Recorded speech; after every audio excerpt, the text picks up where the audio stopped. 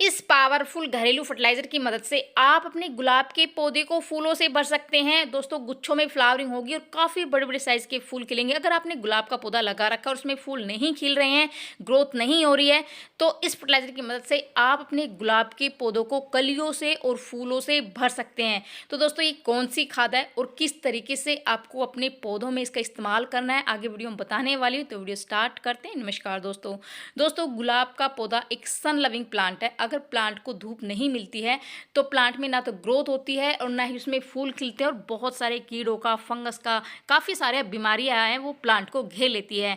तो अगर आप चाहते हैं कि आपके गुलाब के पौधे पर बड़े बड़े साइज़ के और ढेरों की मात्रा में कलियां बने, तो आप अपने गुलाब के पौधे को पूरे दिन की धूप में रखें। धूप लगना पौधे को बहुत ही अनिवार्य है। दूसरा आपको काम करना है दोस्तों, पानी का विशेष ध्यान रखना है। मिट्टी वो बिल्कुल ड्राई नहीं होनी चाहिए, हल्की नमी मिट्टी में होनी चाहिए। ज़्यादा पानी भी और वाटरिंग की वजह से भी प्लांट में फंगस का अटैक हो जाता है, जिससे प्लांट बिल्कुल बेजान सा हो जाता है। पत्तियां वो पीली पड़ के गिर जाती है, काली पड़ जाती है। पौधे में बहुत सारी बीमारियां पौधे को घेर लेती है और जिससे प्लांट की ग्रोथ है वो रुक जाती है और फूल भी नहीं आते हैं। तो पानी का विशेष ध्यान रखना है, पानी ज़्यादा नहीं देना है। जब भी पानी दें हमेशा मिट्टी चेक करके दें, जिससे कि आपकी बहुत ही अच्छी, आपके पौधे में बहुत ही बंच में फ्लावरिंग होगी। आप देख सकते हैं मेरे पौधे में कितने बड़े बड़े साइज़ के फूल खिले, हर एक ब्रांच पर कलियां बनी हुई है। कलियों का साइज़ आप देख सकते हैं, काफ़ी मोटी मोटी कलियां बनी है और बहुत ही बड़े बड़े साइज़ के फूल खिले हैं। क्योंकि मैं इन चीज़ों का विशेष, पानी का, खाद का और धूप का विशेष अपने पौधे पर ध्यान रखती हूँ, जिससे मेरे प्लांट में बहुत ही अच्छे से फ्लावरिंग हो रही है। एक मोस्ट इंपॉर्टेंट टिप मैं आपको बताती हूँ गुलाब के पौधे के लिए दोस्तों।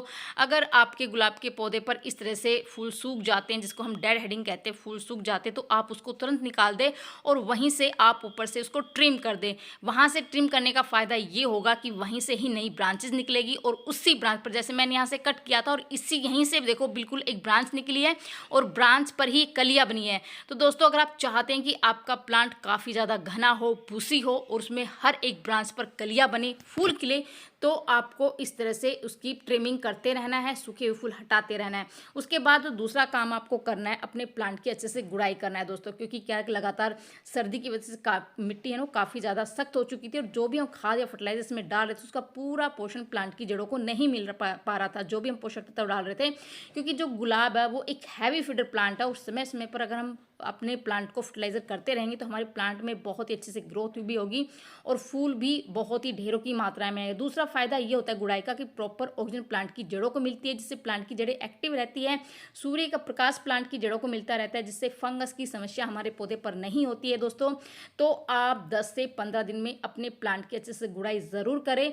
और ये जो फर्टिलाइजर हम देते हैं ना, उससे पहले गुड़ाई करना बहुत ही ज़रूरी है। उससे 2-3 दिन पहले आप पानी देना बिल्कुल बंद कर दें अगर आप लिक्विड फर्टिलाइजर दे रहे हैं।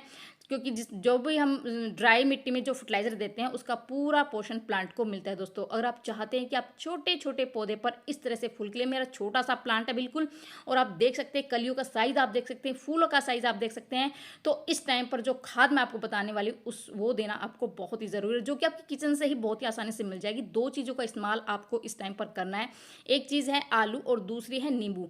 दोनों ही चीज़ें आपको अपने किचन में बहुत ही आसानी से मिल जाएगी दोस्तों। आलू में भरपूर मात्रा में पोटेशियम और फास्फोरस होता है, जो कि बहुत ही अच्छी फ्लावरिंग के लिए बहुत ही ज़्यादा ज़रूरी। पोटेशियम क्या होता है कि फूल खिलाने में, फूलों का साइज़ बड़ा करने में बहुत ही बढ़िया जो है ना काम करता है। तो इन 2 चीज़ों का इस्तेमाल हम अपने पौधों में किस तरह से करेंगे वही आगे मैं बताऊंगी। तो आलू को आप इस तरह से कद्दूकस कर लेना है। कद्दूकस करना बहुत ही ज़रूरी है। अगर कद्दूकस आप नहीं कर रहे हैं तो आप एक आलू को अच्छे से काट कर उसको उबाल लीजिए और ये जो फर्टिलाइज़र है वो 2-3 दिन में हमारा बनकर तैयार होगा।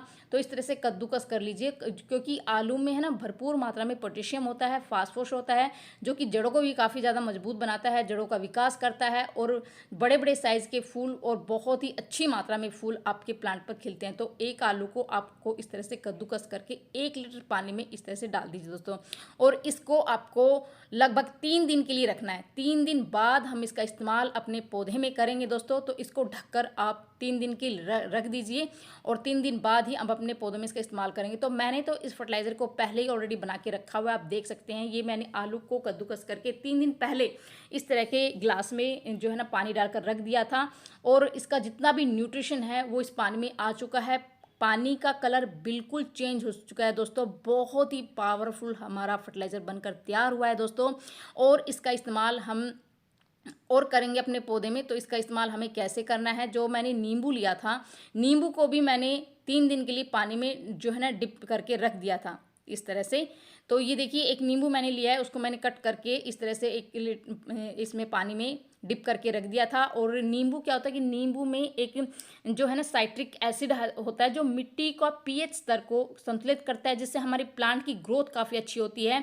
क्योंकि जो है ना अगर मिट्टी एसिडिक होगी तो हमारे प्लांट की ग्रोथ भी काफ़ी अच्छी होगी और बहुत ही अधिक फ्लावरिंग होगी। और ये क्या होता है कि मिट्टी को एसिडिक करता है, क्योंकि दोस्तों बहुत ही बढ़िया काम करता है। तो इस तरह से एक नींबू को आप 3 दिन के लिए इस तरह से डालकर रख दीजिए और इसका न्यूट्रिशन है वो पानी में आ चुका है। अब इसका इस्तेमाल हम क्या करेंगे कि इसको हम इसी पानी में, जो हमने आलू वाला जो फर्टिलाइज़र हमने लिया है ना, उसमें हम कम से कम 10 से 15 ml इस तरह से हम इसमें डाल देंगे। ज़्यादा इस्तेमाल नहीं करना है। 1 लीटर पानी हम इसमें लेंगे, क्योंकि 1 भाग हमने ये फर्टिलाइज़र लिया है और उसका हम 3 गुना भाग इसमें सिंपल पानी ऐड करेंगे। और अगर हम डायरेक्ट इस्तेमाल करते हैं तो इसका नुकसान भी हमारे पौधों को हो सकता है, तो हम इसको सिंपल पानी में डाइल्यूट करके ही देंगे। तो देखिए ये दोनों चीज़ें मैंने जो नींबू का जो वो फर्टिलाइज़र तैयार किया था और आलू का फर्टिलाइज़र तैयार किया था, दोनों को अच्छे से मिक्स कर लिया है। उसके बाद गुड़ाई हमने पहले अपने प्लांट में कर चुके हैं। उसके बाद इस फर्टिलाइज़र का इस्तेमाल हम अपने प्लांट में इस तरह से कर देंगे। गुलाब के प्लांट में दोस्तों बहुत ही बढ़िया काम करेगा अगर इस टाइम पर आप गुलाब में इस खाद का काम करते हैं। और जो जो मैंने टिप बताई है, जैसे प्रूनिंग की और प्लांट को धूप में रखना है, पानी का विशेष ध्यान रखना है, इन सारी चीज़ों का, धूप का और पानी का और खाद का अगर हम इस तरह से संतुलन बनाकर रखेंगे अपने पौधे में, तो दोस्तों डेफिनेटली आपके प्लांट में, गुलाब का जो प्लांट है जिसमें फूल नहीं आते हैं, कलियाँ नहीं बनती, ग्रोथ नहीं करता है प्लांट, वो प्लांट में बहुत ही अच्छे से ग्रोथ करेगा और इस तरह से बंच में फ्लावरिंग होगी। कलियां देख सकते हैं दोस्तों, एक ही ब्रांच पर कितनी सारी कलियां बनी हुई है, इतने सारे बड़े बड़े साइज के फूल खिले हैं दोस्तों। अगर आप चाहते हैं कि आपके प्लांट में इतने बड़े बड़े साइज के फूल खिले, और दोस्तों कलियां तो इतनी सारी बनेगी, एक ही ब्रांच पर इतनी सारी गुच्छों में फ्लावरिंग होगी और गुच्छों में कलियां बनेगी। कलियों का साइज आप देख सकते हैं, कितने बड़े बड़े साइज के फूल मेरे पौधे पर बने हुए हैं। तो ये थी छोटी सी जानकारी। पसंद आई लाइक शेयर जरूर कर दीजिए। मिलते हैं नेक्स्ट वीडियो में, तब तक बाय दोस्तों।